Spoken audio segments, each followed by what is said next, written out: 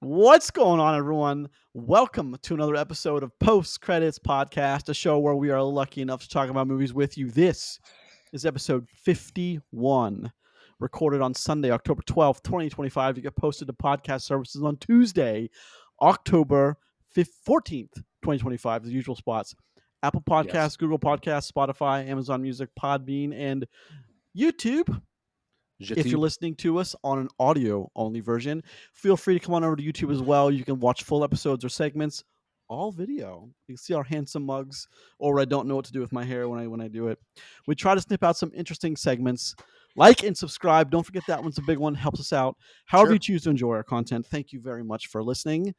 Here's to 50 more episodes. Last week was episode 50. If you haven't listened to it, have a listen. We talk about our favorite movies, why we love them a little bit, and that's something that we just don't talk about very often. Is our favorites and why? And I think it was a cool conversation we got to have with each other. I mean, for some reason, we talk about it with each other all the time, and never on the show. Never on like the actual. Because it would be us talking about the same thing every other couple of weeks, which apparently isn't cool.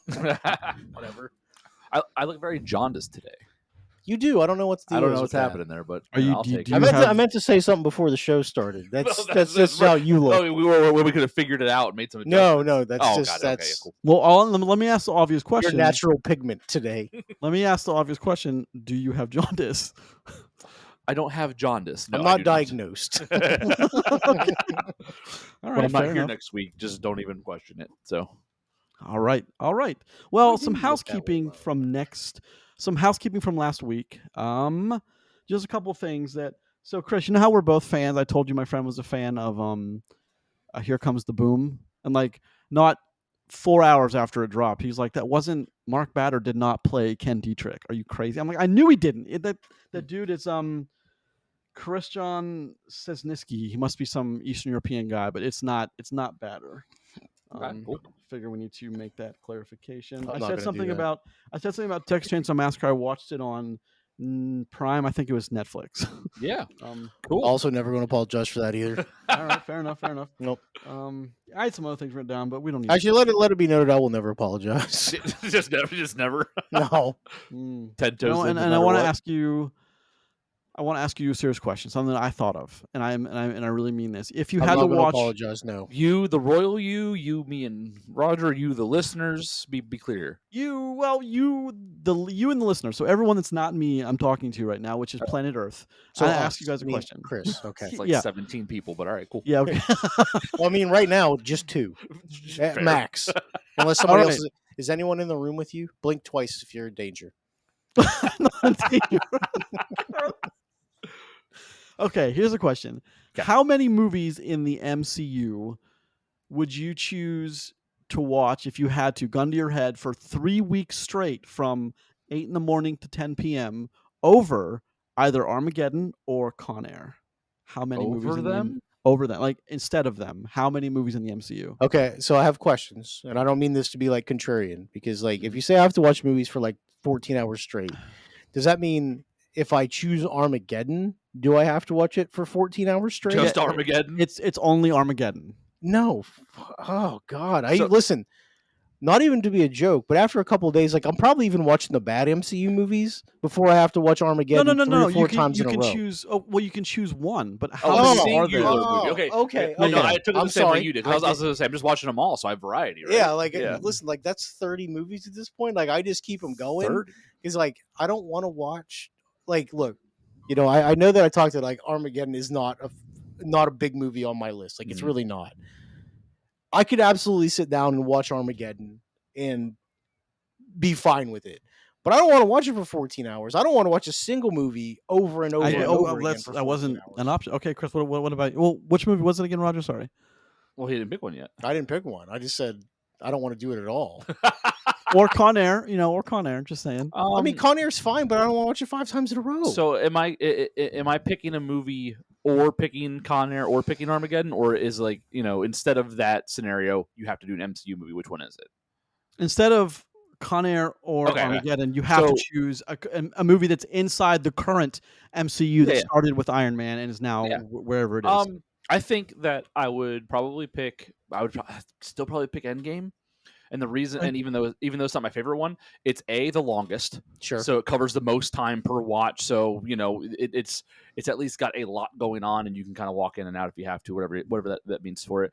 And it's got a very, very exciting last 45 minutes where you can just lock in and enjoy it. And I don't know, there's plenty of characters in it, so you might not get lost in just like the monotony of one or two key characters the whole time. You can actually kind of like enjoy different plots and storylines and really hone in on them for like you said, a week straight for 14 hours. If you piggyback off of that, you could do the last two Avengers. No, you can't. You can't. It's Why? one singular movie. One singular movie. See, but why? Your idea sucks. We talked about this last week about like No, first off, we never talked about watching a movie for 14 hours straight. No, we didn't. But we never once mentioned that. Hold on, it was part like Con Air and Armageddon were in the conversation with MCU film. I was like, I just wanted to ask that question. So. Yeah, no, I get it, and yeah, I think it'd be Endgame if I'm in that situation. Now, if you want to ask me if I want to watch Armageddon or a singular MCU movie one time because it's, I think, the best movie on the list. I think there's a couple of clear outliers that are, from the MCU, in my opinion, that are better than, miles better than Con Air or Armageddon. So it's, but they're the ones everybody knows. I can watch Black Panther. I can watch Cap 2. I can watch, just tons of any one of the Spider-Man movies, probably. Yeah. I mean, multiverse? No, not that. What's the one? No Way Home. No Way Home. You know what I meant. I the one with Doctor Strange. Because I was going to ask. That's a great movie. Mm-hmm. It's a very good movie, and it's got if you're a fan of the franchise, so many good payoffs. Mm-hmm. Yeah. Dude, listen. So I don't know what happened here. Just piggybacking off of this conversation for a second, and then we can get into it. I don't know what's up with my TikTok lately, but my feed, I'm getting a lot of Andrew Garfield. Perfect. And oh man, your algorithm has achieved sentience. Hold on. And the ending of Spider-Man 2 where he doesn't save the girl, right? Yeah. So like that's all over my like my TikTok feed lately, but like he has that moment in No Way Home. Sorry if this is a spoiler, but like where he gets to save the girl and it hits him hard on screen. Hard. That's one of the best scenes like done, and it's basically an Easter egg. Yep. And it's so impactful for people who have been following the Spider-Man story for as long as they have. So I don't think it's an Easter egg. Don't they get to? Don't they all the Spider-Man get to revisit a moment that they never touch on like what that means to him though? So it's an Easter egg in the sense of if you haven't seen Andrew Garfield's Spider-Man, you'll never understand how important that is or why he's so emotional, because like he never says I didn't save Gwen, or he says nothing like that. Zendaya's character MJ just asked him, "Are you okay?" And he's like, "Yeah." That's the end of that conversation. So there's no allusion to it. I mean, I figure most if you've seen that Spider-Man movie, you've probably seen, or if you've seen the Tom Holland one you're talking about, No Way Home, you've probably seen the second. Well, that's the thing. Spider-Man. I've barely seen the first Amazing Spider-Man. Like I've seen it like 1.5 times, and both of them been kind of like in passing kind of deal. So like there's people out there that haven't seen that are like into the MCU now, probably that like won't get that reference unless they look into it. So do you consider the Spider-Verse movies part of that list? Because I'd watch either one of those. Oh, talk about a good soundtrack, like, look, and good visuals. I could probably watch those for 14 hours straight. Yeah, but those are they? I mean, those are incredible pieces of that's art. That's why he's current MCU. That's why I asked. That's why he made the caveat of like do would these you count? Consider that? I would, because technically I think they are part of the MCU. I think they're going to be part of the MCU. Yeah, there's no hard confirmation if they are yet or not, but they might get roped in. Anyway, so we've been talking long in the tooth. That came up with Armageddon and Con Air, but okay, great. Yeah.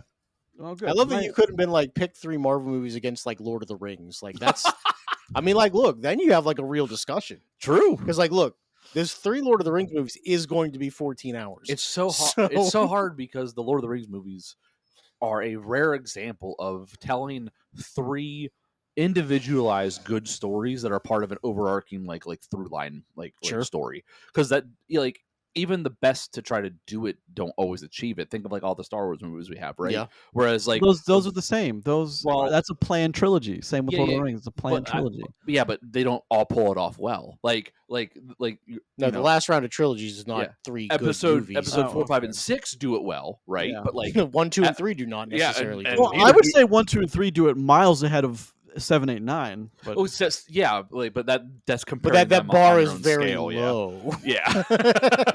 So, but Sure. like Lord of the Rings does it so well that like it'd be hard to pick 3 movies to go against that would achieve the same, like, I don't know, like that same.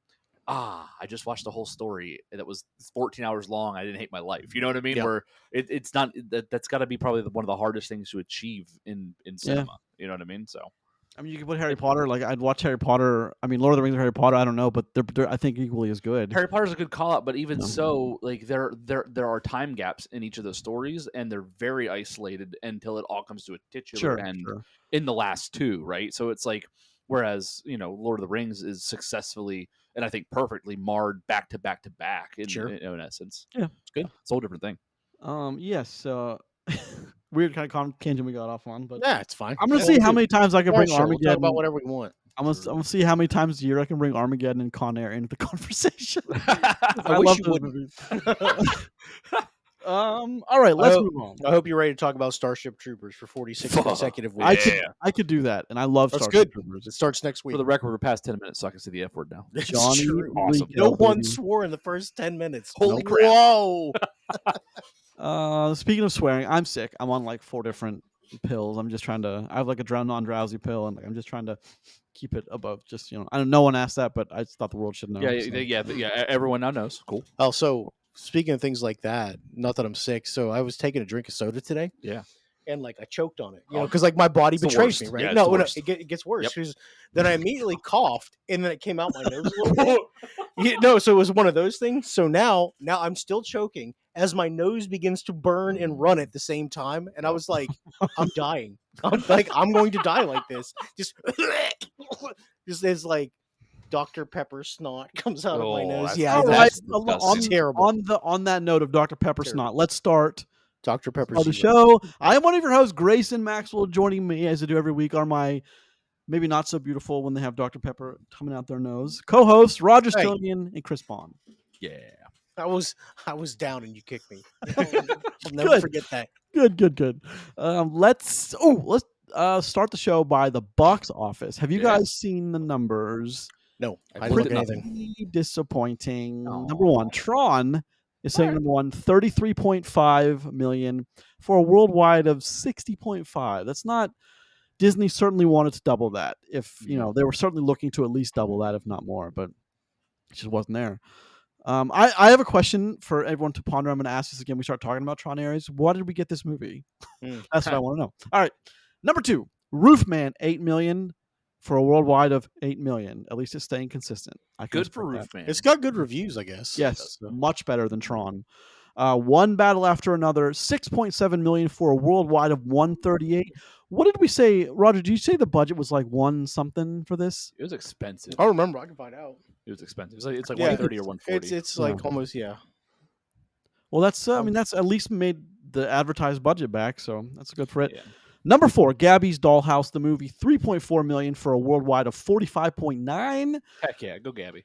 Go Gabby. Soul on Fire, number 3, 3 million for a worldwide of 3 million. If you don't know what that is, after suffering an accident, a young boy ends up relying on his family, his faith, and his community in his fight for survival.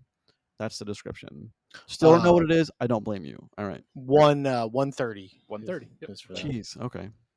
Number 6 through 10, The Conjuring Last Rites, Demon Slayer, Kimetsu no Yaiba, Infinity Castle. Chris, just for you, let's see what that's sitting. That's sitting at 648. Wasn't that higher last week? No, 648. They tend not to ever go backward. Hold on. I thought last week it was at 7 something. I thought I would have sworn it was at 7 something. That's okay. It must have been something else. Anyway, okay. Number 8. I'm all discombobulated now. The Smashing Machine, God, 13.2 after 2 weeks of Emily Blunt, The Rock, and A24. $13.2 million. Cost them 50. Yeah, they're not seeing that one back. Nope. Number 9, The Strangers Chapter 2. That's doing better than The Smashing Machine. 15.1 million. Holy crap. That's so surprising. And number 10, Good Boy, just a 4.8, but he's protecting us from the ghosties, so good for him. All right, cool. If my dog saved me from a ghost, he'd be elevated past Good Boy, right? He'd be best boy. Yeah, boy, 100%. Absolutely, the bestest boy. The Yep. bestest boy indeed. Let's Tron's budget's what, 180 million? Well, the 180 for Tron Legacy is 170, so Well, I that's didn't ask about incredible to me. Legacy. But well, I mean, Tron Ares is going to be more than that. It wouldn't be less. It'd be more. 180. It's 180. No. The number is higher. Oh my goodness! Hold on. Thank you. You're welcome. All right, Math is hard. Roger coming in with the hard, hard, fast facts. I'm sick. I woke up this morning. My throat was scratchy. I'm infecting all of you as we speak right now through the airwaves. Just so you know. You should cough out some Dr. Pepper. Don't forget to put deodorant on. I didn't. I'm pretty ripe, man. It's bad. I coming gotta all the tell way you. coming through the camera. We want to Come make through sure. and the mic and the camera. Come through everything. Yeah. Yes. Looking forward to next week. We got After the Hunt, Black Phone 2, Good Fortune, Pets on a Train in the Wilderness. We will be talking about Snakes on a Plane. Snakes Yes. on a plane. we will be talking about Black Phone 2. Although I will hear an argument for Good Fortune, but I think Black Phone 2 is going to win that argument. I think so too. Unfortunately, but No, man, good look, Keanu has a weird. People love him, so the box office for next week might be. In I Good love Fortune's Keanu. favor. I do like the trailer where he's smoking a cigarette. He's like, "You're smoking now?" He's like, "I've had a hard day." No, this is all I have left. Yeah, Just smoking. perfect. Let's get back into the routine of talking about a trailer. Gentlemen, let's talk about the trailer for Mercy with Chris Pratt. We're back in this mode. So what do you guys think about Minority Report 2? I mean, So Mercy, since Pratt. I've seen Minority Report, I feel like I already have seen Mercy, and I'm less inclined to see it a second time.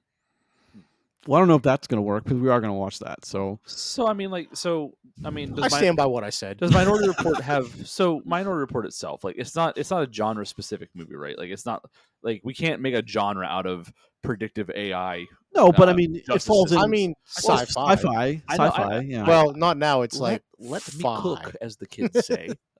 But I think that like if they're gonna put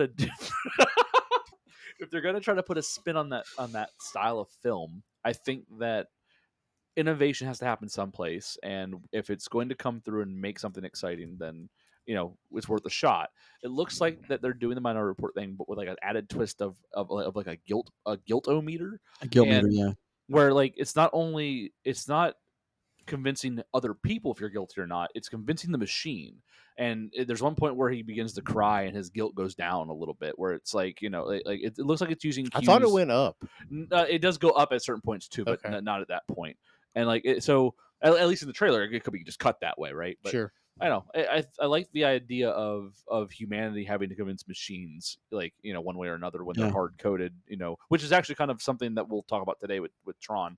But like I think that to come in and Minority Report's an old movie at this point.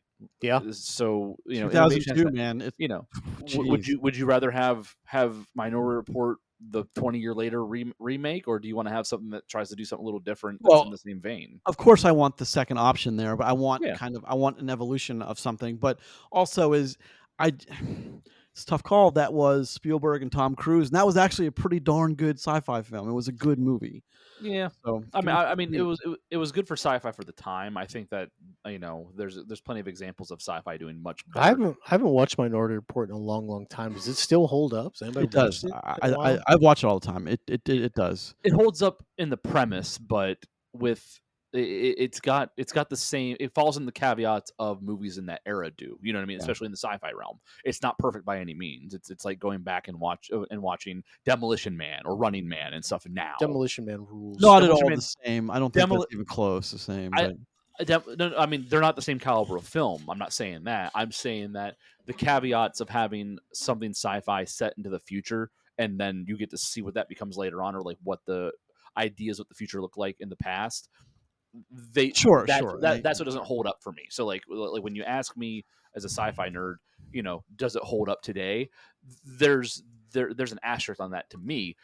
Is the acting good? Are the effects good? Pretty good for like the dated movie you're now watching. Yeah, 100%.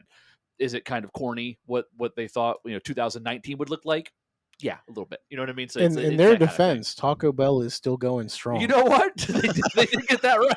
Taco Bell is at the peak of its powers now. No, I think I think that's interesting. Like I think Demolition Man is something I go back to a lot for like what is an absolute like guilty pleasure sci-fi film, and that's probably mine Solid at this choice point. though. Like it's got fuck wacky kooky Wesley Snipes paired up with Sylvester Stallone. It's just a crazy goddamn movie when you watch it. It is, especially it now. is. It was crazy then, but now it's wild comparatively. It's also the time they were in was like there was unrestricted in what you could say in a script, or like I'm talking about with Sylvester. Yep. Like you just come on, man. Like yes, that time. But I agree with you. Demolition Man's a fun movie to watch. I don't think like watching Minority Report now is on the same level as watching Demolition Man now. It's just because there's still decades apart. There were different goals for each movie, though, apart. right? Like Minority Report isn't a sci-fi action movie; it's a sci-fi thriller. Whereas Demolition Man was a sci-fi action. It was movie. a popcorn movie. Yeah, I like, think big budget summer it movie. would be hard not to call. It'd be tough not to call Minority Report action. There's a lot of action in that film. I mean, there is, but it's definitely a It's a more suspense thriller movie. Yeah, too. yeah, I would say. What's the other one that's kind of like that? Collateral Damage, is that what it was? Collateral with that also has Collateral Tom with Cruise, right? Tom Cruise and Yeah, Jamie Foxx. when he's I mean, the villain. that's a suspense movie for sure. Yeah. But it definitely has action because he definitely murders a bunch of people. The thing is I would argue Collateral is better than all those movies. Yeah, and, like but- I'm not even like that's Yeah. not even no, a no, joke. no. It is. Is that the one where he's got the frost white hair? Or Yep. whatever? Yes, yeah. I think I'm confusing that movie with something else then, because Okay. like there's a movie I can see where like people like millions of people are dying in like different situations, and like there's something predictive that I mean, the short version is watch Collateral. Yeah, 100%. because it's- Yeah, Fucking rad. Except they got the ending a tad wrong, but yeah, I it's mean, awesome. yeah. Anyway, sorry, But, Perfect no, movie. it's a good. It's we a kind of good jumped movie. down that rabbit hole too. Okay, Just sure. talk sure. about Collateral all day. Well, here's the thing about one last thing I'll say is it's big for me. I worked on that was the movie where Chris Pratt asked me where the bathroom was. Yeah. So, for me, I mean, Did you tell him? I mean, we talked about this on the show, man. I know. On the show. they do say that Chris Pratt is the next Tom Cruise. So I'm glad they got him for Lord. this. I did. Did you guys see The the beginning best of all the Chris's. Did you guys see the beginning of the trailer where Chris Pratt I'm Chris Pratt. I'm Rebecca Ferguson. Yeah. Thank you for watching our trailer. Yeah. You're welcome, Chris Pratt. You're very Yeah. welcome. Appreciate that. I'm Roger, anything and for I'm you, watching Chris your Pratt. trailer, Chris. Thank you. Thank you. Do you All know right. Nicole Kidman? so snip that short and send that to Chris Pratt. That'd be perfect. Yeah. Okay. Send it great. right to Wonderful. his email. Yeah. Dear Chris Pratt. Send it to Garfield so he can give it to Pratt. Dear Chris Pratt. All right, moving along. Let's do a movie recommendation this week. I kind of teased it last week. It wasn't Chris, and I said it was Chris, but this week it is Chris. It is Chris. So, Chris, give us a movie recommendation that people out there can watch if they have time. I'm going to recommend a movie, and I'm not going to say if it's better or worse than the movie we watched today, but I am going to say that it's a similar in the realm of concept and feel, and I'm going to recommend Blade Runner 2049. And God damn, what a great movie. I unfortunately am a recent viewer of 2049 within the last couple of years, and my God, what I was missing. You're welcome. Yeah, yep, you You're guys welcome. both told me multiple times. Well, that hold I on. found- Did you watch Blade Runner? And if so, which cut did you watch? Because that matters. The original Blade Runner? I Uh-huh. did forever ago. I was a youngling at the time, so I don't really remember it too much. Were you slaughtered? All right. Let's. But anyway, so yes. 2040, like I'm a recent viewer of this, and I'm sad that it took me so long to watch it. But I was a different era of my life when this movie came out compared to what I do now, and man, movie fucking rules. It's the best way to put it. You're As not a sci-fi wrong. nerd. It just blew me away. I didn't. Soundtrack is so good, and it sets the vibe perfectly for if you're just if that sci-fi cyberpunk feel. I love it so much for that reason alone. But visuals are stunning, stories intriguing, like everything all the way through, even the quote unquote cameos, even the returning titular characters and stuff too, and what it means for the plot, and the resolution of the movie fits my wheelhouse wonderfully. So it's just all around just a fantastic film, visually sound stunning, cinematography, great movie. It's a little long. Sorry, Jake. That's my brother, and he hates long movies. It is long, but you're going to have to suffer through this one. Yeah, but it's worth every minute to watch that movie. So yeah, 2049 is my recommendation. a fantastic sci-fi film. We'll see if we like Tron Ares better or worse. It's worse than it's way worse than Blade Runner. Come on, there's not even. What are you doing? There's no suspense here. There's no. What are you suspense doing? here, dog? Come on, man. Come on. This I is can't why do it I to cut Blade the Runner. shorts. All right. All right. I like, and it's by one of your favorite directors, Denis Villeneuve. It's like it's a love letter to Chris. I'm glad because I don't. Here's the thing, like I don't know if you would have appreciated the movie as you did if you weren't doing this podcast with us. And I mean, probably wouldn't. I mean that truly. It's like Yeah. I think you see things a little differently now. Yeah, It's your movie tastes have definitely changed. Oh Yeah. yeah. And it's good. Yeah, Like, no, I agree. You get to reap the benefits. I of agree that. wholeheartedly. I think if you're a huge fan of 24, you should go back and watch Blade Runner, and then a few days later, Watch the Blade Runner director's 24. cut though. Well, there's like 2 or 3 different cuts that I mean, it matters because they're all kind of different. They But are a little bit it's different. Well, I've got Sunshine on my list still that I have to watch, which I'll probably be in the mood for after watching Tron today. Sunshine's fine, but it's not like I'm not trying to besmirch it because it's a good movie, Yeah. but it is not Blade Runner 2049. Well, not 2049. No. I don't think 2049 is much as far as like No, it is a better they- movie, but I don't think by much. I'm just I don't know. how long it's been since you I'll watched let you know. Sunshine, Roger, but Sunshine's incredible. I know how long it's been since I watched Blade Runner 2049. Okay, great. So the thing about Blade Runner asking the question, Mhm. and then of course Blade Runner 2049 asking another question. One of them asks, "What does it mean to be a replicant?" The other one asks, "What does it mean to be human?" And we finally get some answers to like what Deckard Shaw was and like how that matters and why it matters. And that sequence with the rocking chair, like the rocking horse comes back. It was such a small sequence, but very important in the first one. And then it's like, he almost built the entire Blade Runner 2049 around the rocking horse because of what it meant. Mhm. It was a rocking horse, right? It's been a while since I've seen it was. Yeah, like- a wooden rocking horse. And when Gosling, who is absolutely incredible, when he finally realizes the truth behind something, he's in that sequence. Is like it's one of those sequences, man, that is like it's so well. I don't think he could have done any better than what we got. In fact, Also- Harrison Ford came back incredible. Mhm. Also worth pointing out that like these are connected in another way because Jared Leto is a part of both of these works. So He is indeed. That is, of course, directed by Denis You're right. Villeneuve. I know. I didn't even think about that. 2017. We have a bunch of cyberpunk movies we're talking about today, but Hell, Harrison Ford, Ryan Gosling, Dave Bautista, Ana de Armas, Robin Wright. Let's look at down the list. I know there's several others in there. Jared Leto. Jared Leto. Oh, he's right there. And I know there's others people, but hell of a cast. And that was 2017. God, you guys, it's been 8 years. Yeah. Jeez Louise. That's oh my Mhm. lord. Anyway, Still great awesome. Yep. great example. It's available on it says on Prime. So if you have Prime, you can check out Blade Runner 2049 again. You should. Suggest you do. It's even worth a rent if there's a rent cost on it. It's like $3.49. Here's the or thing. something. And this might be short material. If you watch Blade Runner 2049, you have no need to watch Tron movies anymore because they're never going to be as good as Blade Runner 2049. As someone No. who just watched Tron Legacy for the first time last night, I disagree with that statement wholeheartedly. Tron Legacy is good. It's not Blade Runner 2049. It is not, but it doesn't mean it Good. shouldn't be seen. I mean, because that movie in The itself comparison to Blade Runner 2049, there's very little that is in that realm. yeah, like, I agree with it's- that. I mean, you're cutting off a ton of movies. Yeah. saying that. Yeah, your movie watching repertoire just became very small. I mean, this is from the guy that asked me if I'd rather watch 14 hours of Armageddon This is the guy less who, than 28 minutes ago. this is the guy who likes Kissing Booth. Wait, guy who likes what? Kissing Booth. I thought that's what you said. I'm like, yeah, okay. I am that guy. I am that guy. All like, 3 look. of them, by the way. If you watch Blade Runner 2049 and Collateral on the same day, you'd have an awesome day. That's a good back to back. Blade, Two very different vibes though. Tron Yeah. Legacy, Blade Runner 2049, and Collateral. All cyberpunkish, all kind of neo noir. It'd be interesting. Mhm. Yes. Oh, by the way, my did you own guys- sci-fi list. speaking go of with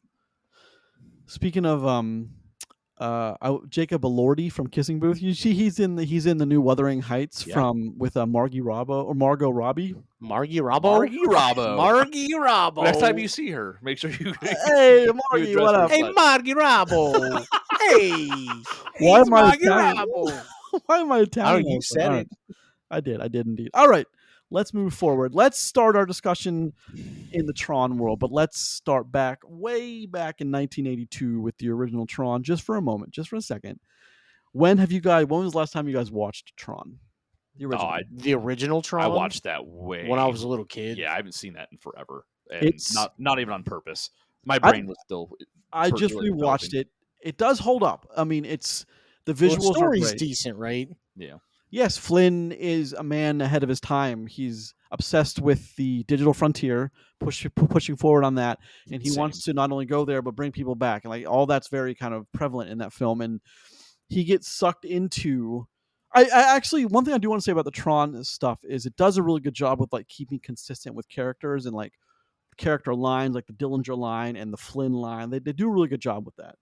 Although in this new movie, in this new Tron movie, there is no Tron and there is no Flynn in it at all. So I thought that was very odd. But there is Flynn in it, so he's in a picture.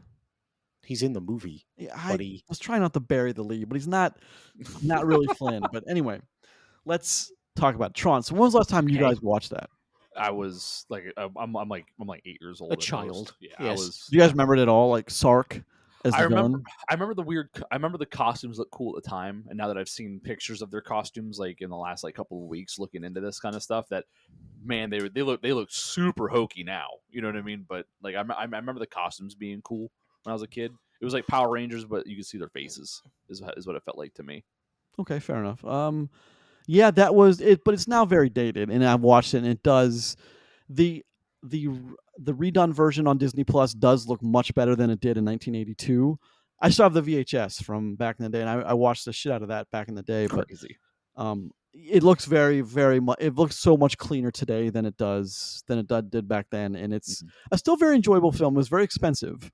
I think I just looked at the budget in 1980. It was 17 million. So I imagine that's got to be. It's like 50 like 100 now, probably 100, 100. 120, 125, something like that. Jeez, it's crazy. Yeah, it's nuts. It made 33 back, I think. So it did bring its budget worldwide, but I don't know how long it took. But it's Sam Flynn gets sucked into the grid that he created, and he's play by the rules in the grid. He has to find a way out, and he does eventually find a way out. Fast forward to 2010, the Tron Legacy is I think one of the heavy hitters of this franchise, if not the heavy hitter. Sure. Okay, so here's where I think the pertinent discussion begins, because this movie sets up what Tron Ares doesn't ever talk about again, and it's a shame. I mean, it does in the end in like very quick snippets of photos you see, but it's a shame that we don't go further than that. But Tron Legacy. Now, Chris, you just watched this again or for the first time? I watched it for the first time. Like actually, like gave it like paid attention the whole time. I've seen it like on my television like years ago, back when it like came out, but never again since. So I actually watched the film start to finish for the first time last night. Nice. What about What'd you think? You recently? Tron fucking rules. Well, I don't know. I enjoyed like the movie. Like it's got some problems, like some serious ones for 2025, but for 2010, what that movie did, it's actually pretty damn good, and it focuses on the right things, and it lets characters do the right stuff, which I really appreciated. So, which is not something we always get now. I watched this movie on Friday. Mm-hmm. I shook the floor in my house because the surround sound is so strong for this movie. Like, again, like that's something with the Tron movies, because like that's one of the real pluses of Ares. Is the sound in this franchise is incredible. Yeah. Like incredible. Yeah. So, and I mean, Daft Punk does the soundtrack for like, the first one. Yeah. Yeah. Or for Legacy. Yeah. Yeah. And it's, wow. It's good. It's really good. I was sitting there watching it going like every time like that 80s techno vibe would hit in Tron Legacy, it was like, that's what got me to lock back in, or to like just like really take in a scene. Like that's what I need in my sci-fi movies is something that speaks to what I'm seeing on screen. And sci-fi movies that pull this off do a really good job. But like Tron Legacy did it really well while I was watching it, because any faults I can point out like while they're there, soundtrack and the way that the music interacts with the film itself is not one of the problems that it has. We used to use the Tron Tron Legacy light cycle fight as one of our sound demos at the electronic store I used to work at years ago, and it was one of the things if somebody was running it, because it was always loud, so everybody could hear what was going on. It was like everybody would just sort of stop and look in the and direction, just sort of watch it, and just be like, "Hell yeah, yep, hell yeah!" It's the music is so important to that movie, Tron Legacy. Yeah, it's important to Tron, but it's more important, I think, to Legacy, and it's part of. I think part of that is like that's the strength. That's why I told you guys when you were watching, like, really pay attention to the music and when it comes up and what scenes they're in when it does is especially that. It's almost that because you can speed it up, you can slow it down, you can do all kinds of stuff with that one singular track. I know you know what I'm talking about is that sound at the portal, that big overture piece of when we're at the portal, for example, or when he finds his father and he's sitting in the living room with the books and Cora. Meditating. Yep. Yeah, it's like that's such a good. It just is a nod to like that's a nod. I think a sequel that speaks to the original because not only does it like really nail the Flynn character of like, yeah, man, rad, man, like the writing stays consistent. This is what we always wanted. The writing stays very consistent, but also so does like the line delivery, the stiffness that I think is kind of, I think it's kind of intentional. And what I mean by that is, you guys have just recently seen it with Sam when he's infiltrating the building in the beginning and he's, like there's a beat when someone asks a question, and then when someone answers a question, there's a beat here, a beat there. It just extends scenes so long. And I really like that kind of intended dialogue that's like slower, but every word matters. And, especially when he's talking to Alan in his like awesome apartment, like the cargo bay. He does have a rad apartment. You know the one thing that bothered me? Marv. Do you think he's really drinking Coors Original, like Coors Banquet beers? No, not at all, right? Like really, or in that scene, like, really in general, like in life. Like, you know what? I just skydived off, or I just base jumped off a building. Let me suck down some Coors. Yeah, but here's the thing: beers. it's wild that is shown invisible in your Disney PG film. You know what I mean? So it's also like a testament to, again, the time and what was allowed or isn't allowed. You should have ripped a line of Coke. I guess like some stuff I really love is in that when he's talking to him in that with Marv, who by the way we don't see again. It's unfortunate, but when he's saying like, I got a page from the arcade from your father. And then he's like, what do you think? I'm just going to go there? And he's going to be sitting there and saying, sorry, kiddo, lost track of time. And then he says, you know what? You should be the one to go check this out. And he throws the keys.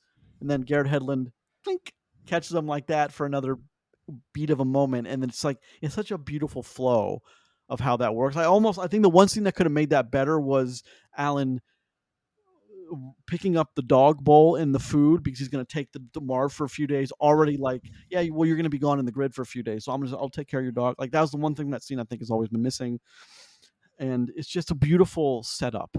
And then of course he goes to the arcade, and I love when he fires the arcade up though. Oh yeah. What's that song that plays at very 80s? It's Journey. Yeah.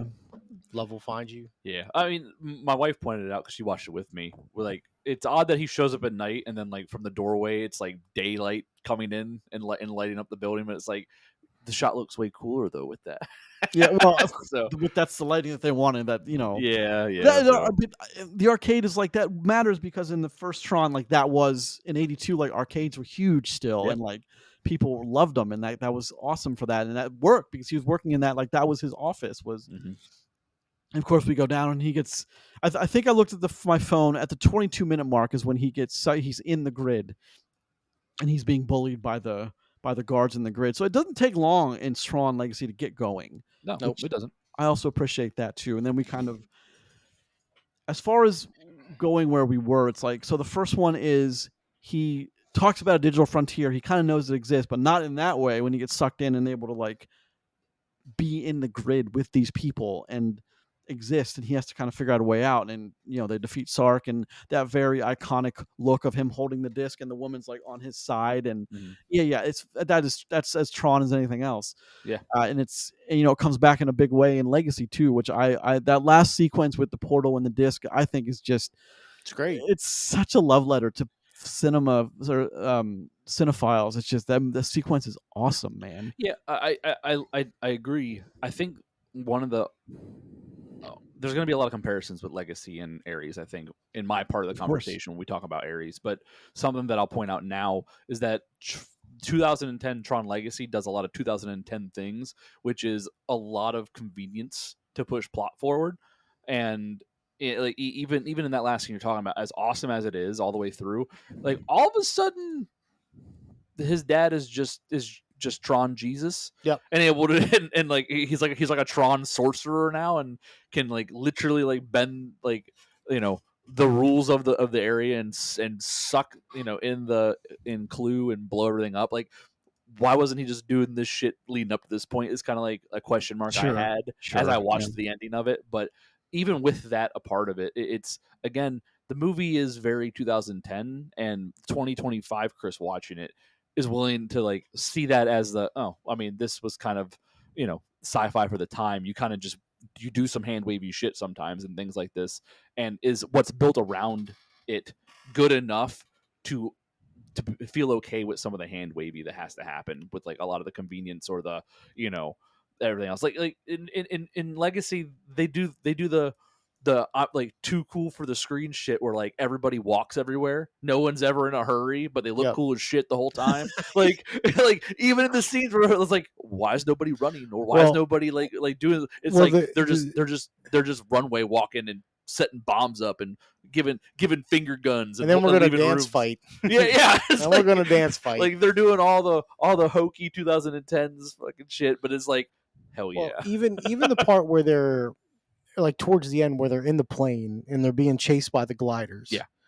And like even that scene doesn't seem like they're moving very fast. And I think it's beneficial though, because like it's awesome. Yeah. Like when they're doing the light bars and like it's corkscrewing and like they're flying in between it, and then she has to shoot between them. Like that's a cool scene. Oh yeah. But even that part has convenience where Clue's glider the two gliders get busted, and then he just continues to skydive down to the other guy to take his glider. That's Tron. Not just the other guy, Tron. Mm-hmm. That's Tron. Like, Well, which by the way, Tron hits the water, and we never hear from Tron again. Well, so that's one thing, and I'll talk about this when we talk about Ares. Is we see water in Ares for the first time, because water in Tron was just pavement. Yeah, pretty much. Like if you went into that, you were just gone. Mm-hmm. Well, it was in Tron too. Water is very important. Water is life, which they didn't talk about in Tron Legacy, but water was water in Tron, and I'm surprised we never got into that in Legacy. As apt a director as Kaczynski is, I'm surprised we never got into that. But it looked. I think they were obsessed with like making it look Daft Punk futuresque. Yeah. And with what the water did, but I'm really upset that there's no Tron, and I don't like. I think we got Flynn in the way that Chris, you'll get this a reference. I think we got Flynn in Ares the same way we get in. Remember iRobot? How what's his the warden from the warden from Green? Wait, what is he? Green Mile? Yeah, the warden from Green Mile. Mm-hmm. Yeah, he's like a representation of a holograph. Is answering the right question. He's answering questions if the right questions are asked.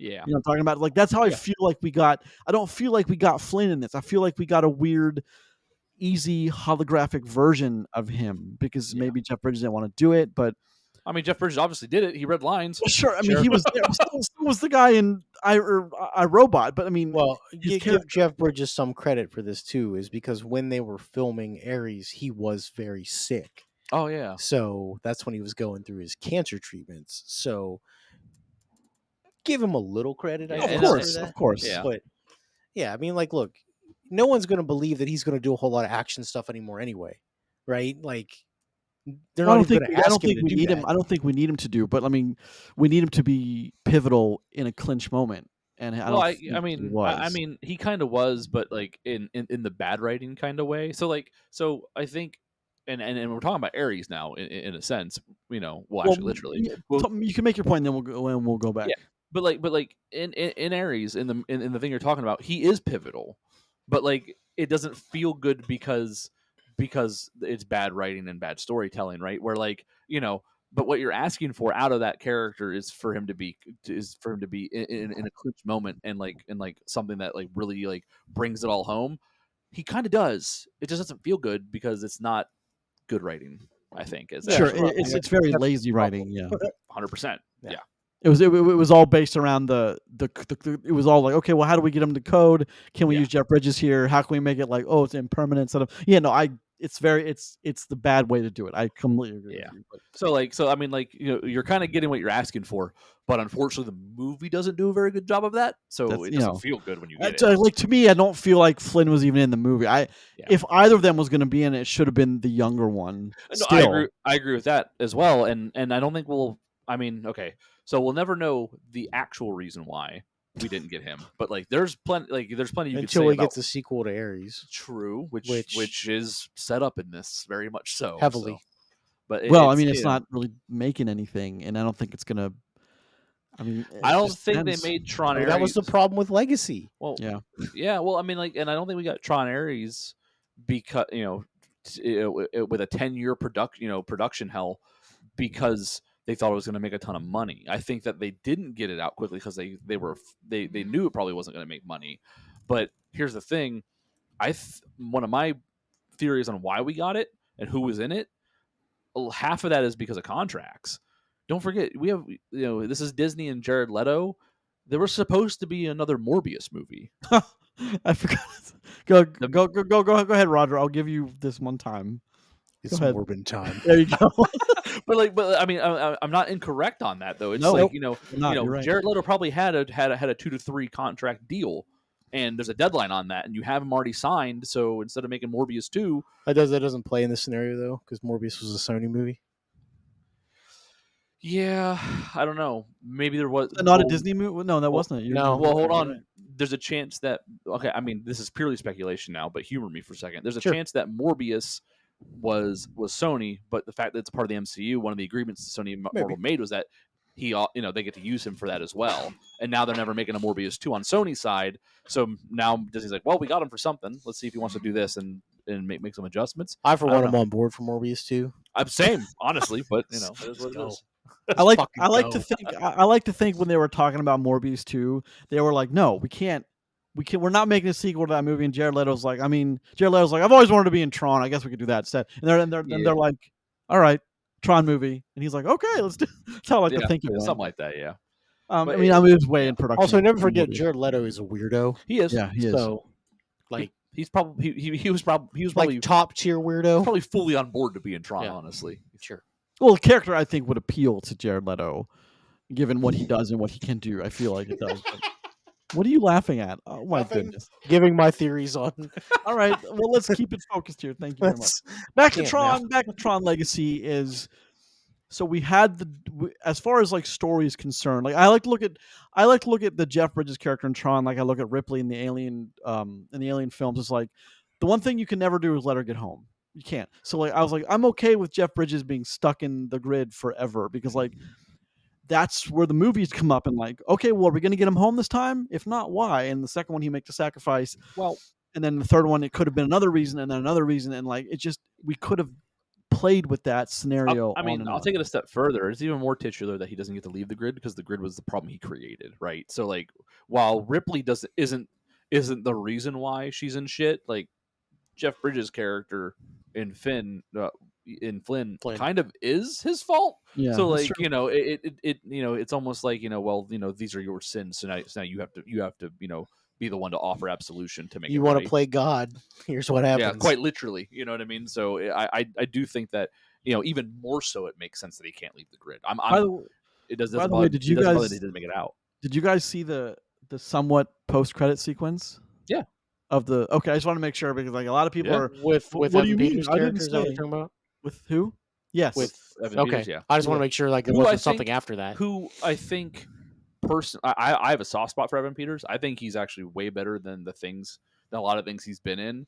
And I think that even though he gets a lot of screen time. I feel like he's wasted in this. Yes, he is. So is Compared- Gillian there's Anderson. a lot of wasted people. There in- is in- compared to other routes that could have been Yeah. taken for like the story. I feel like he does a great job, and I just feel like he got the short end of a stick on like a cliche, villain character. He's a hack villain.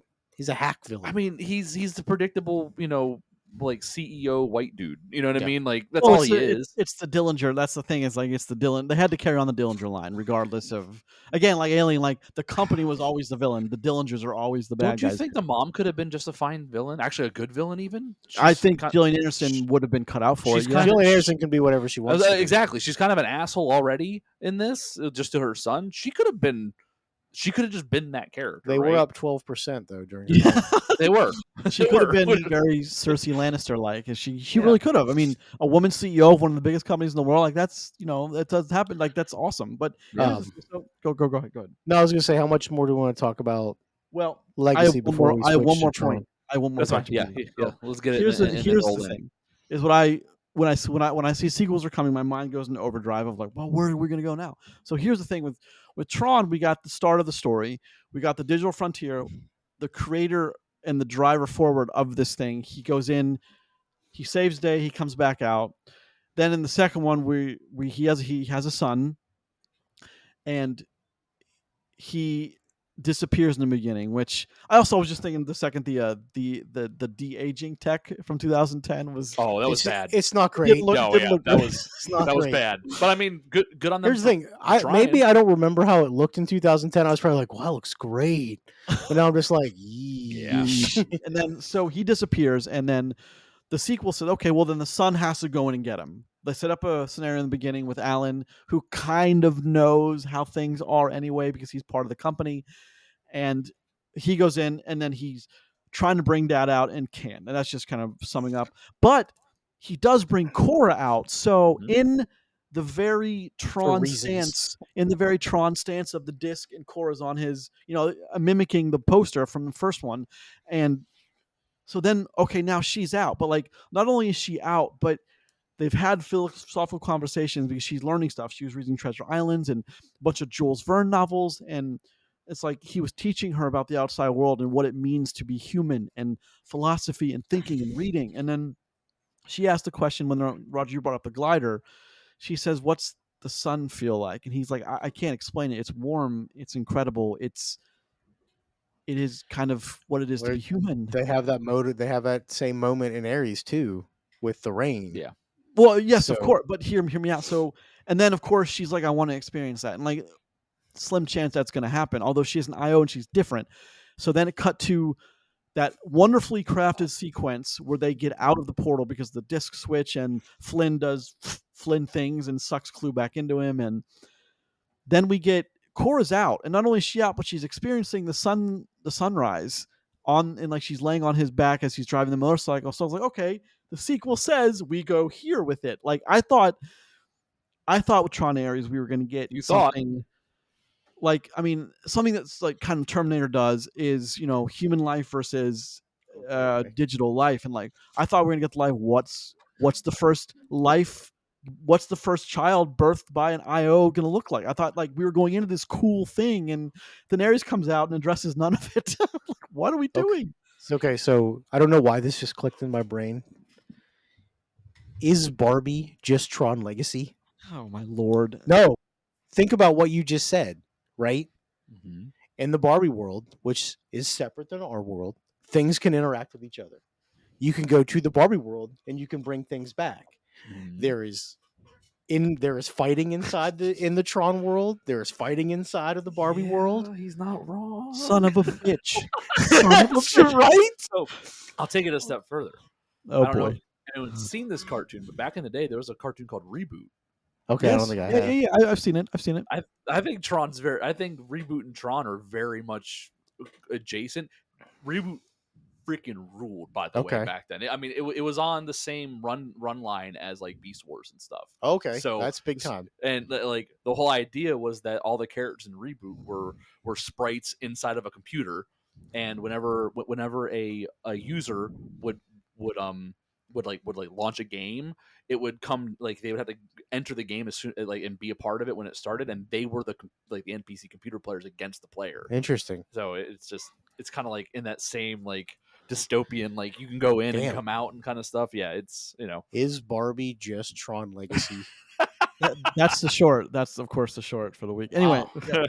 That's a good question though. Yes, I mean very similar. Very similar. I don't know why, but I was just like, isn't this just Barbie? I mean, it follows a lot of the similar rules, but I think that speaks more. It's got a good soundtrack. I think that speaks more to like sci-fi kind of, like those concepts transcend their movie barriers because it's just something that like is again it's an unexplored frontier for us as humans. So it's interesting at that level where it's like, something we can't actually do, so we can only. Yeah, it's one of the continuity problems I have when we get to Ares, which is going to be in just a second from Grayson. That like, yes, sir. Like they set up rules in the first two films, and then in this one they kind of like do things that makes them, but it makes those rules very hard. There to are follow. no rules, so it's I don't let's appreciate get into it though. Fire it up. Let's get into the movie of the week. Tron Ares, big release from Disney.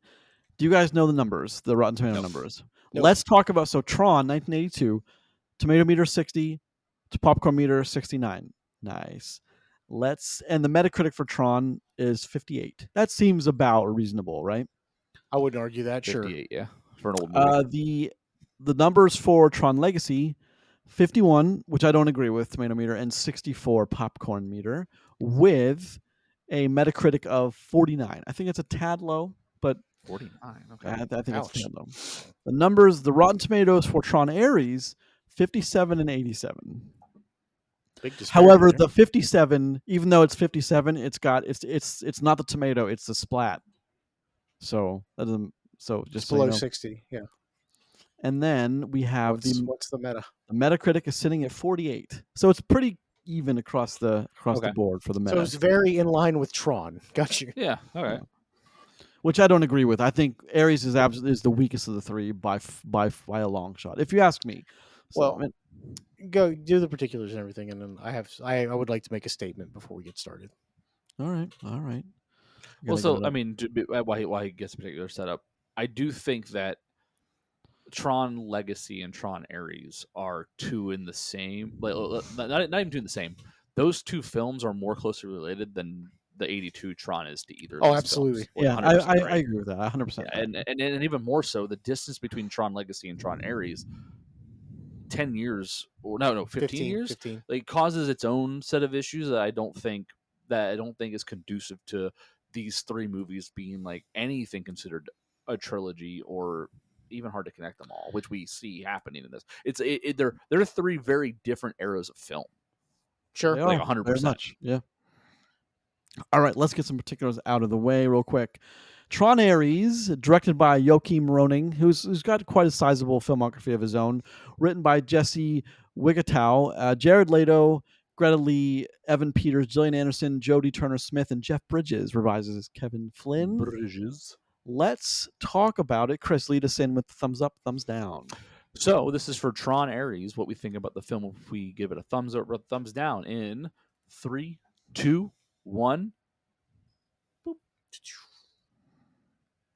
Yeah, I gave it. I'm surprised. Okay. I thought it was going to be the only thumbs up. I thought it was going to be the only one. Okay. So I want to make a statement about Tron Legacy, and Tron Ares, because there is a through line through all of them that's not story. Mm-hmm. It's each one of these movies has stunning visuals for the time. Okay, agree 100%. No, I will hear no arguments saying that it's not. The sound in all three movies, top tier, also agree, absolutely 100%. Incredible. And the other through line is the story is weak in all three movies.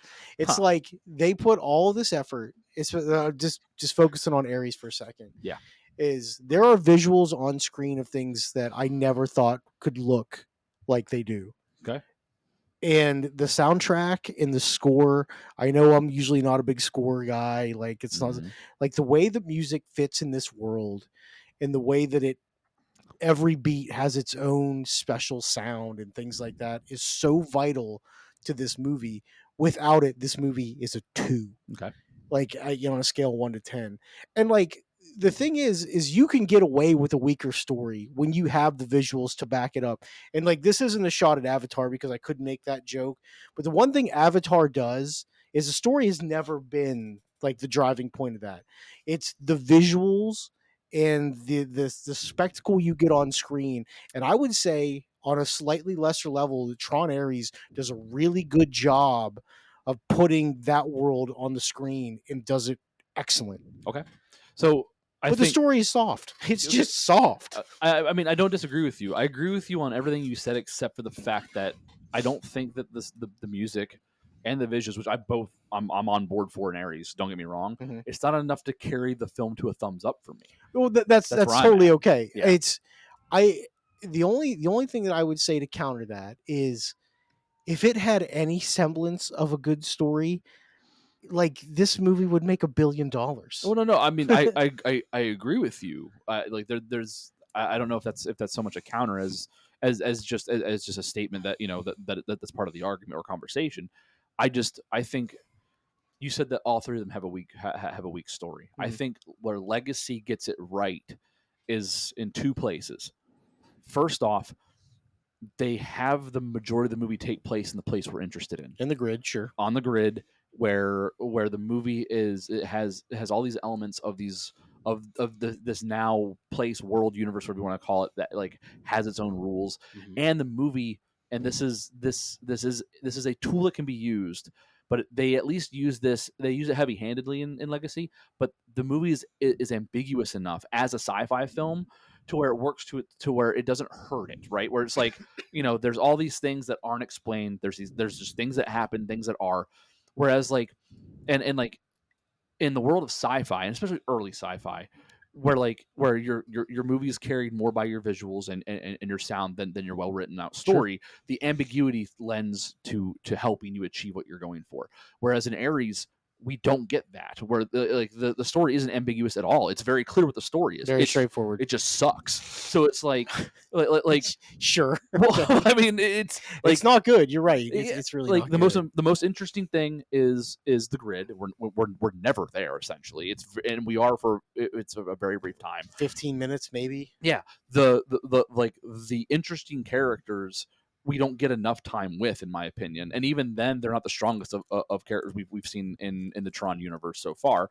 And then we get so many extra characters that we give zero shits about, which take up screen time. They do the modern 2020s monster move, like big monster bash kaiju mistake. They think we give a shit about the people. We don't. Not usually.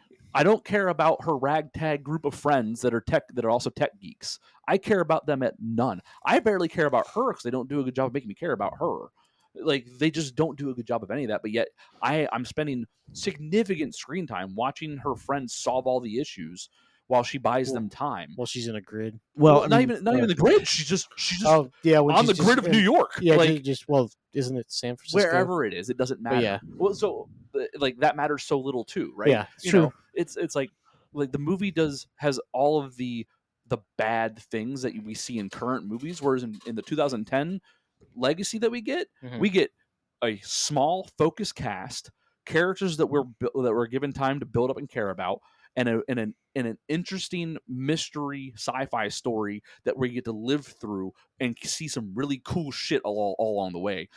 That one is consistently sci-fi, consistently cool. This movie is flashy. And sure, definitely. That's where I have the problems between the two. That's why I think Legacy is way flashy. It just never holds up to the flashy. Like there isn't one piece of dialogue in this that matches even a tenth of the visuals. Well, I say flashy because it comes in flashes. It comes in bursts. Whereas in Tron Legacy, we are immersed in that world. We are there the whole time, 22 minutes in, right, Grayson? Something like that you said earlier. Yeah. From 22 minutes on, we never leave. We're there the whole time. In Ares, we get them that come over and we get to see these bits of it the whole time. Where that's the least interesting thing.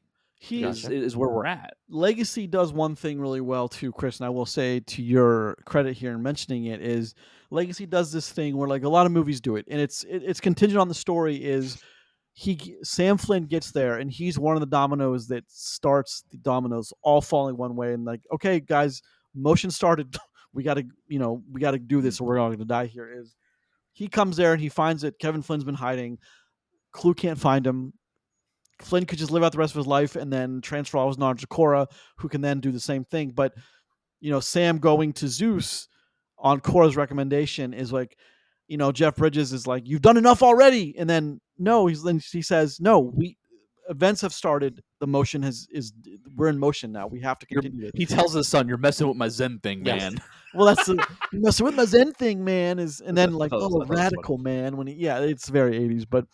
That's one thing I appreciate about Legacy is the script. It's very What's his name in the dude? The big the dude is very dude. He's just the dude, but high tech. I mean, look, he's just the dude in Ares too. I mean, that's all he is the dude. But I appreciate that when a script does that, because like I know then that like, well, we're gonna win or lose, but it's all on the table right now. Like the stakes are as high as they're going to be right now, because now things are in motion that cannot be undone. And I like that in a script. The second movie kind of allowed for that, because Bridges, we knew, was still in the grid and he was somewhere hiding and Clue couldn't find him. That's a constant. Here's like, I didn't know what Bridges' involvement was going to be in Ares, and unfortunately it is like number 10 on like a list of things you should do. It is number 10 of 10. Well, I mean, he's literally Tron Jesus at this point. He is, right? And he was in Legacy too. I believe his term would be temporal mage. Okay, fair. I mean, that's okay. I'll go with that. Well, I want to point out, and this isn't to go against you guys giving a thumbs up. Okay. You know what I mean? But like this movie path follows to me the same path, and I mean this as a joke, but not at the same time. And I think you'll appreciate this, Grayson. This feels like Terminator 1, 2, and 3 to me. Like combined? Terminator 1. No. Like think about it. Like Tron 82 is Terminator. Yeah. Tron Legacy is Terminator 2, and then Tron Ares feels like Terminator 3. 100%. The first one is it's like, to me, like the first one is, it's a cool movie, but like it's a little dated for my tastes, and to me it's not the stronger film. 2 is fantastic, and tells the best story in my opinion, has the best ride, and then 3 kind of just happens and it's like, oh, okay, we made this thing, and there's cool shit that happens. And and there happens to be some cool shit that happens too along the way. You know what I mean? Like, we even have Arnold that's kind of like, overdone and fried at that point, and Jeff Bridges in here for his 5 minutes of Jesus moment. It's just, I feel very like again, the wrong things were focused on, and that's a studio decision. This thing was cooking for 15 years. Like there's no way that the way that this started, probably in 2013, whenever they started working on it, there's no way that it's nowhere even close to the same film as it ended up here in 2025. There's just no way. And I think that's evident by the ensemble cast of good guys that shouldn't really have a bearing on the movie at all, but do. We're all high-fiving in a corner office while your city's being torn apart by laser drones. It's like, it's that kind of shit that it's like, everything that happened in Legacy was isolated to the grid. And while we don't see the ramifications for the programs and everything else that happens in the grid when we make it out at the end of the movie, we do know that now things happen here because of that, right? But like in this, there's destruction and chaos, and like our scrappy friends, we're all having a good time, haha. Like, I hate that. Spoiler, I guess I don't care, but spoilery. So at the end of this movie, for the first time, if you want to look at it from like a real world perspective, is now the world understands that things can pass in between, or at least they will find out relatively soon that that's where that stuff came from. Yeah. I mean, and they allude to it at the end where, like, hey, we did this for crops and we did blah, blah, blah. Like, it's got its little mini happy ending. Yeah. But, they don't look at it from the other side of like, think about it in the first 5 minutes, actually first 2 minutes of this movie, right? Where it comes in and we're in the Dillinger Bay and they 3D print that tank and it looks rad as hell. Yeah. Like the music is just pumping. It's like red and orange lasers like pew, pew, pew, pew, pew. And it's just like the movie, well, cool. Like that was as peak cool as what it was. Yeah. You know? That, and the other big scene that I wanted to focus on, we don't have to jump ahead to it. You're good. The real scene is when like they're doing the escape through the Dillinger grid and they're on like their little jet craft, jet ski, whatever it is. Whatever. Like, that's cool. That's a rad scene. Where are we at? Yeah. We're in the grid. In the grid. Sure, for sure. Like that scene is awesome. Yes, 100%. I want more of that. I thought we're leaving already, so surely we're coming back. Is all I kept on thinking as they're going towards the portal, and like you said, nope. And I don't know.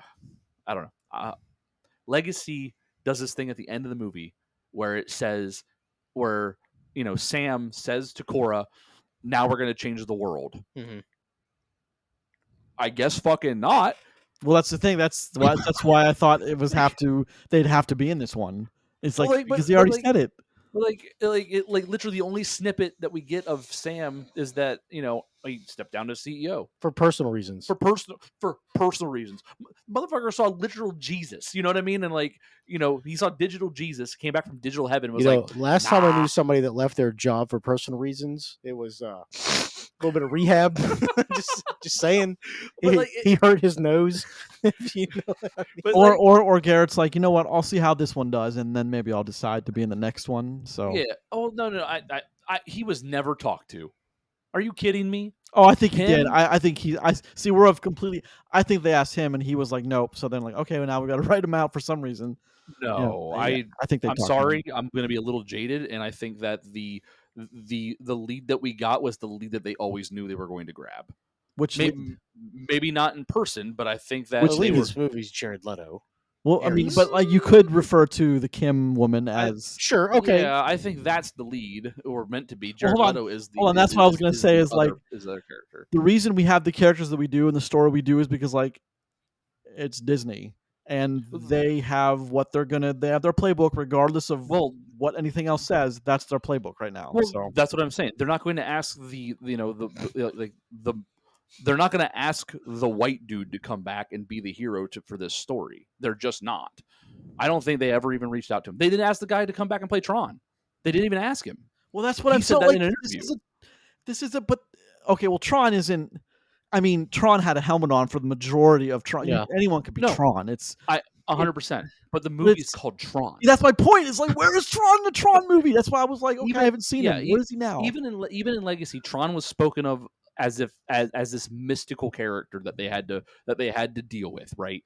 Or they impacted the story in some way, on a mystical mysticism level. It's like, oh shit, it's Tron.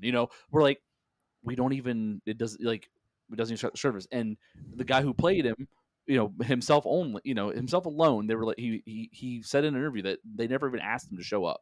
They never even reached out to him. So but anyone could be. We didn't even see his face in Tron Legacy. I don't think, anyway. Yeah, you did. Maybe we did for a quick minute. Yeah, no, it's not much. But I'm saying that as just an exclamation mark to the point of, I don't think they asked the guy who played Sam to come back. I do not believe it. I think they knew they had their cast idea whenever they rewrote this for the 9th time in 2021. They said, okay, we need these personalities and these people to be our main crew for our protagonist, and then we have Sure. Jared Leto as Ares. Well, you got to have someone with a name to carry to get people to go see it. Yeah. The recent Oscar nominee. But that's again, it's like Disney's kind of in a rock and a hard place, because you still need the Jared Leto, but I don't have a problem. Like the one I have a problem with is the Terminator woman, who doesn't make any sense. Like I can get Athena. Athena's the one that the least amount of sense. She was an acolyte. She was sure, but she was also a Terminator. No, you're right. I mean, but no, he's a Terminator. Well, they both are, right? Sure. I mean, she's a copy of a copy. but it's but who becomes the true protagonistic enforcer is that it's a female badass character that ends up in the end you feel sorry for because of the ways she goes out. It's just, again, I think that CEO's mom should have been the actual of course the dark tech villain, and whatever story came out that we got is not as good as they could have done, but it checks a lot of Disney boxes. I mean, it's funny, the worst part of Tron, Ares, is the story. Yeah. And it's not even close. I would even argue that Tron Legacy, that's also the worst part of Tron Legacy. But here's the thing. they're on completely different tiers. Well, Yeah, 100%. like I said before at the beginning of this take, is the worst part of Tron is the story. In all of Tron. Yeah. Like if you could like if Tron was music videos, they would whip ass. You know what I mean? Like if that was it, like if you it's need just like a 9 Inch Nails like Spotify just list, like a 7-minute long music video of just 9 Inch Nails and Tron. Yes, 12 tracks of it. Yeah, Bam, there's your movie. go. Dude. Yeah, no, you're right. Go. 100%. 100%. Right? I'd have that playing on my second computer monitor while I'm working. Exactly. You know like what I I'm mean? doing something, I look over, I'm like, Visual spectacle over Hell here. yeah. Work Well, happening. okay, well, Heck yeah. going back to what you're saying unless is, you have epilepsy, because then you would die in this movie. Because good lord, like the laser strobe thing, that was a bit much. Yeah. I think the thumbs up comes from the fact this movie looks like it, and I saw it twice. I forgot you guys 3D. both gave it thumbs up. I'm sorry. I gave it. No, it's okay. Did you guys watch it in 3D? I watched it twice in 3D. I did It not was- watch it. So Rad, I man. heard the 3D stuff's really good in It's this. amazing. It's different. It's next level. It's just so I was telling Roger, Chris, before you got there, is I'm changing my position on 3D because like the glasses no longer hurt, so there's no reason to not watch it in 3D. Is the same thing you're talking about when you talk about people are silly for considering animated films cartoons, is like, I think you're foolish for not watching movies in 3D when you have the chance. 3D 3D doesn't change the medium in which I see this movie. 3D gives me a headache and makes Well, me it doesn't give you. It doesn't. The headache's gone. That's what I'm saying to you. It's for gone. you, sir. No, I mean it's. I was looking at on. I think it's gone for most people now. Roger, It's not. with Either glasses, way. No, because I made the statement too, though. It's like it's still a pain in the ass because I wear glasses and I have to. Yeah. And I can't do glasses over glasses unless they give me like the shader style. Like Yeah. I don't want to do It that. pulls me out of being able to focus on the movie because like my eyes are constantly like I have to think about focusing because I'm an idiot that should wear glasses and doesn't. You know what I mean? Like yeah, it's that's a whole different. That's Well, a whole different podcast to have. About, about my idiocy. the poor life decisions. Yeah. yes, It's I about get how it. all your mistakes have led But you the to here right now. 3D, the 3D was rad, man, and I mean rad. It was Yeah. like I say it like I believe it. Though. bridges. Yeah. Like, I heard such high praise about the 3D. It's crazy. But here's the thing. I'll still die on the hill of 3D is a waste of time, money, and they should do away with it because for every movie that's rad in 3D, we get 19 movies that are shit because of while they're in 3D. Sure, This is and James Cameron's fault. It 100%. he's the one I that can't- saved it. He's the one that's. I don't know bringing it about forward, but- saving it would be the right He's way the to one that put keeps stringing it along. it. Well, he okay.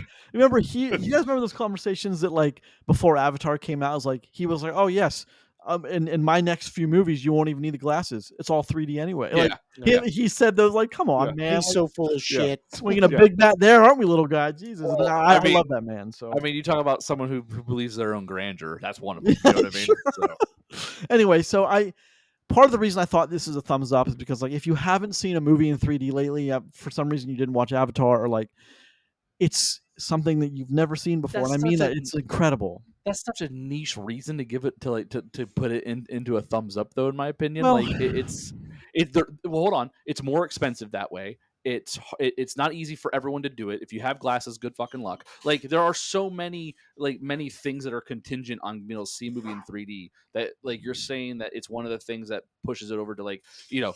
I like this movie because because you got to watch it in 3D.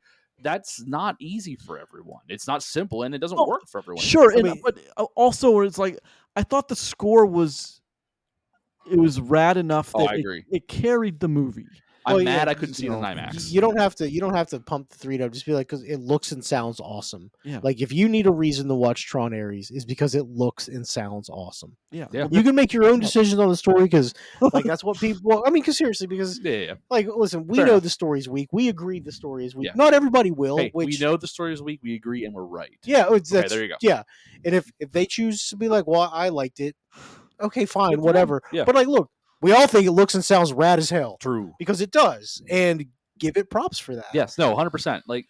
I mean, that's the only reason why I'm happy I saw it in theaters is because it looks and sounds amazing. Like this is a movie for the first time. I had options to sit like in the back in in the middle back and the middle sides, and I sat not in the front of like the back section. I sat in the very back of the front section.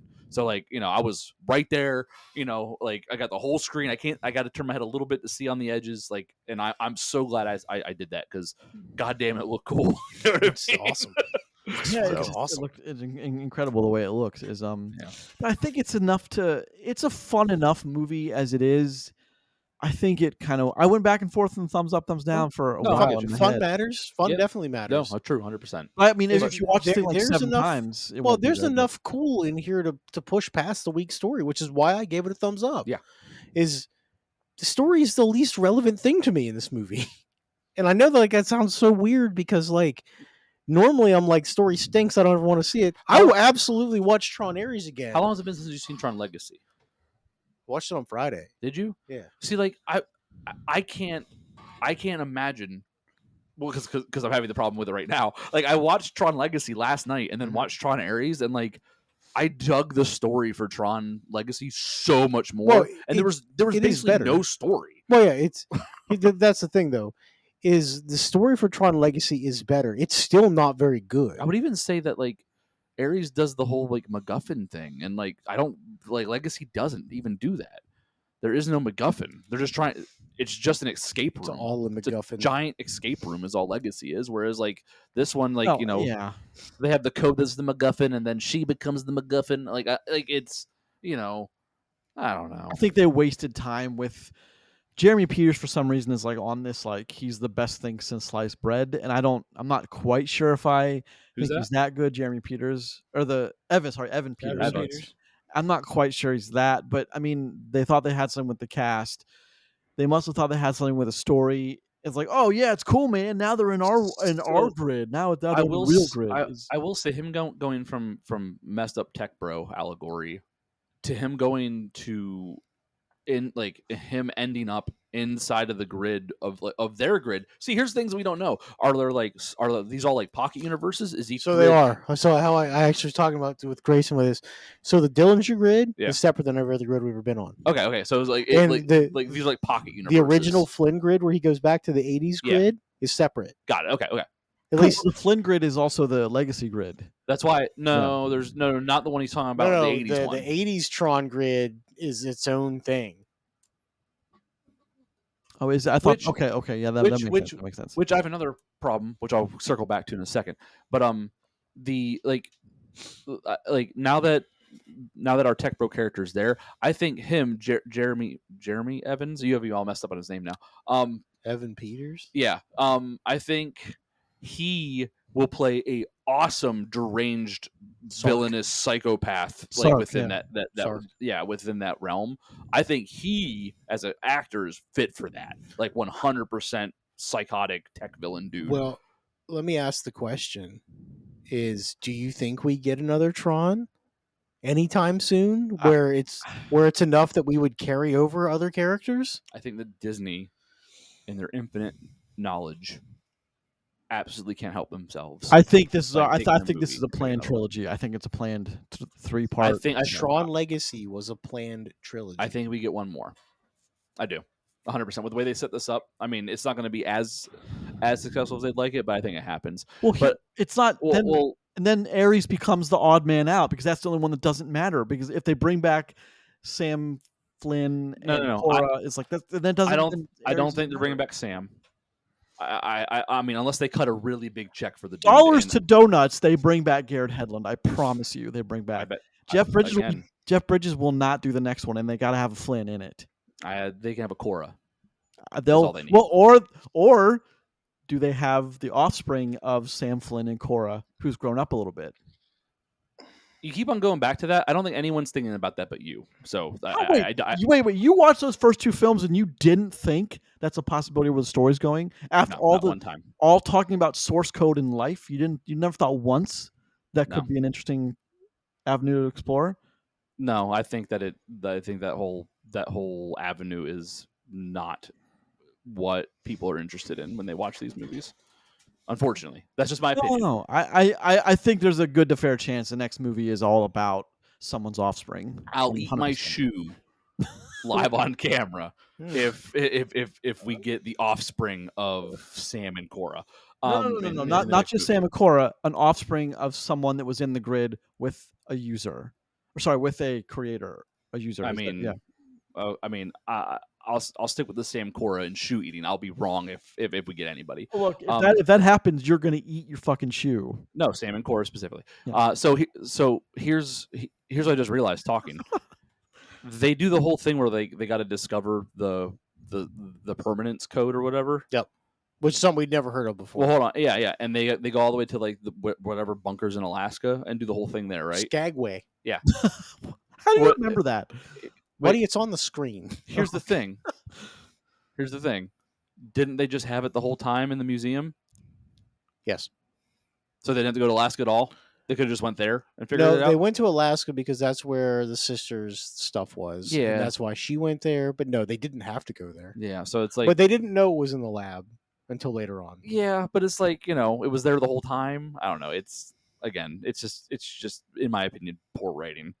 Just rearing its head.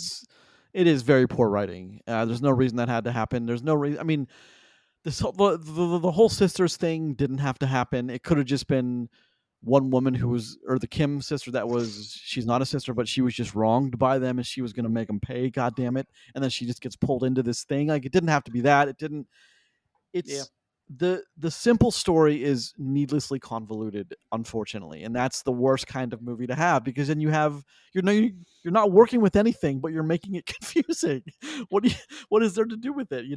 I also think that our character playing the lead girl, I don't think her character gets time to do I would have loved to have been in love with her character, but they don't give us a reason to be. Well, yeah, no. That's what I'm saying. Like, we don't get enough time with her just like doing cool shit or doing anything really. She's on screen talking a good bit, but then like she's just running and then running again and then running some more and then realizes that she can run some more and then goes and runs some more. Before she was running, she was just being sad about her sister. Yeah. Well, it's like, which I understand. Actually, she has the most agency in the beginning.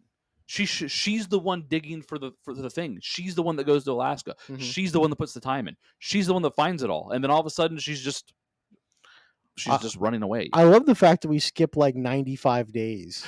Yeah. 3 months pass. Yeah. Instantly. It's like, good Lord. Yeah. No, it's just in that moment you were talking about.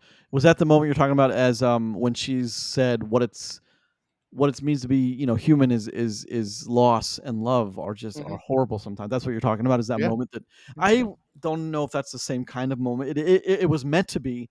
I just don't know if it came off. It was meant to be. I don't know if it was received that way. It wasn't by me, so it was. I thought that was awkward and forced and weird because it wasn't. They never where do they go with it now? Is they've already put that they planted it, and because now he's gone, there's no payoff. At least right now, it could be in the next film. I just don't see those two ending up together. I just don't see it. I bet if they had 5 less characters that they spent time on and just narrowed it down to like 3 or 4 characters, I think they could have spent more time and built better characters that we were interested in, though. Well, the whole thing is, here's the question. Here's the question, Chris, I think they asked is like, when they were writing this, they're like, well, do we go back to the grid? And someone's like, no, we've already done that. But like you said, the grid that's the fun stuff, because that's the stuff that I can't go to a grid. I don't know about you guys, but I can't do it. So I don't give a shit about the streets of California. That was. I think that's the other point of it, though, is because we spent an entire 2 movies in the grid. I think that's part of the allure of this one. The movies are so far apart in creation that I don't like. I think the average movie watcher, the person who watched this once in 2010 and is going to go see this in 2025, I don't think. I think it's been so long that it doesn't matter if you spend all the time in the grid. I don't disagree with that, but I think from the storytelling perspective that they want to show you is the fact that now the stuff can come to the outside for at least a short amount of time, and this is the bad stuff that can happen when it does. But we always knew that's a possibility because the way the whole goal of Clue and Legacy, though, his goal is to come out to the real world. Sure. So it's like we already kind of knew that that was cooking, right? So it's like, and we don't even we get 29 minutes at a time of these things, and like you can just keep redoing it. Like I don't know, that's kind of. There's a story beat why that's not entirely correct. Is since the grids are separate and we spend all the time on the Dillinger grid here, nobody knows but the Flynns about Clue. Nobody. Yeah. Okay. So, like, the Dillinger guy, when he's bringing stuff over, has no idea that there was already some rogue AI. Yeah. You know, so like, I get that. That's part of that too. Is like this guy is just doing whatever the hell he wants, which, you know, in typical tech bro villain. Yeah. Oh yeah, I'm God here. Blah blah blah. Yeah, no, you're right. You know, like we've seen that generic shit 100 times. Yeah, but it doesn't have to be that. That's No, what we but saw in the short. But version. it is that. Well, yeah, but like again, that's back to bad writing. Sure. And on that point, the other thing I had a problem with, I mentioned I'd talk to you guys about it here, is that they set a very clear rule in Tron and Tron Legacy that like a few seconds in the real world is a long time in what's it called? The grid. In the grid, right? How are they able to message back and forth? Exactly. Without hours have gone by. You could always look at it as the grid rules are different because it's a different grid. But they don't explain that, so we don't know that. Here's the thing, they never technically explained the time passage before either. They did. Really. They did Legacy. They did Legacy. They said like 1 minute in the grid, or in the Minutes grid. in the- Minutes in the grid are like is like hours in the real grid. life. Yeah.